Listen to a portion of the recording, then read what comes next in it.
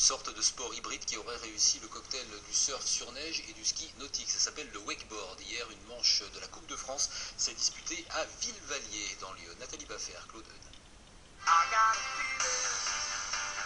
Apparu il y a une dizaine d'années, le wakeboard est une discipline en plein essor, un dérivé du ski nautique inventé outre-Atlantique. Le wakeboard est au ski nautique, ce que le snowboard est au ski alpin. C'est-à-dire qu'on est de côté sur une planche, et puis voilà, le but du jeu c'est de faire le maximum de figures sur un bief qui fait à peu près 380 mètres, donc environ 35 secondes. Et on a un passage à l'aller, un passage au retour, et il faut essayer de faire le maximum de sauts périlleux et de rotation sans trop tomber.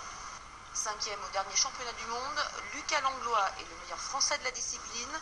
Selon lui, ce qui fait toute la différence avec le ski nautique, c'est le freestyle. Explication. C'est plus aérien, et puis il y a la notion de prise de risque, il y a moins en ski nautique, le ski nautique c'est plus formaté, là c'est vraiment, le but c'est vraiment de prendre du risque, de faire les figures les plus dures possibles, et c'est très ouvert en fait, il y a pas le règlement est assez large, donc on peut faire un peu ce qu'on veut, quoi. Le but du jeu, effectuer le plus de figures au cours de chaque passage, appelé un run. Les juges sont à bord du bateau pour noter les concurrents. Les plus belles figures, ça va être des mélanges de tête en bas et de rotation, donc ça s'appelle des mobs. Qu'est-ce qu'il y a d'autre comme figure? On a le Riley qui est Superman, c'est vraiment la figure reine du wakeboard, on va dire. C'est en fait, on se laisse partir comme Superman, comme ça, la planche derrière, on se laisse voler en gros.